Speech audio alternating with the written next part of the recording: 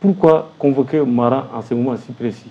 Est-ce que ce n'est pas une intimidation? Et ce n'est pas une façon de lui dire, monsieur Mara, il est temps que vous vous taisiez. Si vous ne vous taisiez pas, on ne manque pas d'arguments pour vous mettre au NUF. Donc il y a beaucoup de zones d'ombre qui subsistent encore, mais le temps nous dira réellement ce qui s'est passé. D'accord, le temps nous permettra d'être édifiés. Oui, justement, c'est cette question que beaucoup de Maliens, M. Soumano, se posent. Pour un tweet, sinon pour des actes de ce genre, Mara est inquiété. Pourtant, les Maliens se disent qu'il y a des gens qui font pire que ce que Mara a fait, pourtant qui ne sont pas inquiétés. Votre lecture? Bon, déjà, moi je dis que personne n'est au-dessus de la loi, tout le monde est justiciable. Et déjà, le fait que le Premier ministre Mara soit interpellé, moi j'ai regardé déjà dans les procédures, est-ce qu'il y a eu un abus? De mon point de vue, non.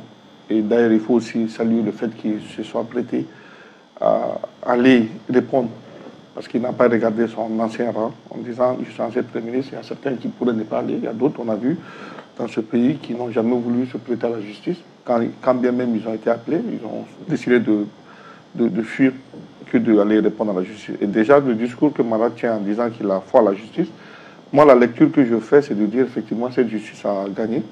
Parce que beaucoup ont peut-être pensé que certainement ça allait être une manipulation pour le ramener, mais aucune charge n'a été retenue contre lui. Et ça, c'est à l'actif de la justice malienne. Il faut vraiment saluer encore une fois la justice malienne. Maintenant, les questions que les uns et les autres se posent, ça, encore une fois, on ne peut pas empêcher les uns et les autres de poser des questions. Ça, c'est normal, on va se poser des questions, chacun y voit de son interprétation. Moi, jusqu'à preuve du contraire, dans la mesure où le dossier a été judiciarisé et que moi, je l'ai toujours dit haut et fort, moi, je considère que nos magistrats sont très professionnels, ils sont très compétents.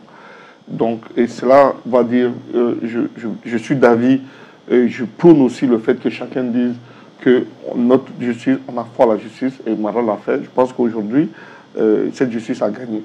Et maintenant, ce qui serait peut-être bien dans une situation, la seule chose peut-être que moi je conseillerais en pareille circonstance, et d'autres premiers ministres l'ont fait, anciens premiers ministres, c'est de garder le silence. Quand on est seul le silence est grand. C'est pour cela aujourd'hui l'attitude, et ça va faire l'objet, peut-être pour le cas également de l'ancien premier ministre, M. Choguel Kokala aussi, c'est la même posture que je lui conseillerais, de garder le silence. Et pourquoi devrait-il garder le silence? Non, ceux qui ont gardé le silence aujourd'hui sont tranquilles chez eux, de mon point de vue, parce que le diable est dans les détails. Moi, je considère garder le silence ne veut pas dire que c'est le musulman, de mon point de vue. Garder le silence, c'est l'attitude, on le dit souvent, c'est l'attitude des grands, en général, des grands leaders. Et beaucoup, moi en tout cas, moi je suis impressionné par les leaders et les anciens leaders qui gardent le silence.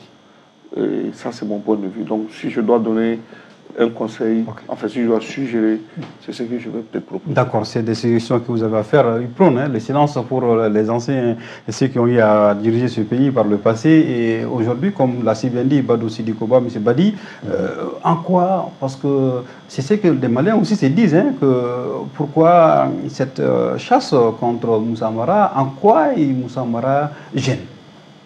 Alors, je vous laisse la responsabilité de vos mots. J'aurai les responsabilités des miennes. Il n'y a pas de chasse, il y a la justice qui s'applique.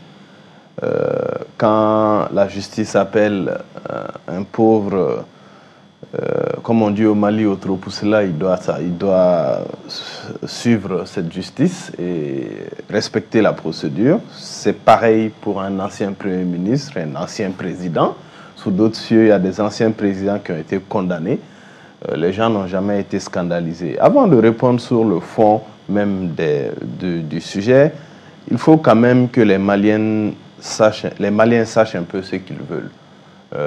On a tendance à voir les gens, quand la justice touche les gens d'en haut, on a tendance à voir les gens parler directement de chasse.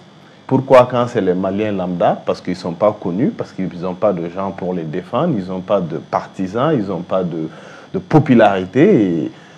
Il n'y a pas de chasse, la justice se fait, les décisions sont rendues, les avocats des deux parties sont là. Tant que les procédures, les droits de la défense sont respectés, c'est la justice qui fait son cours.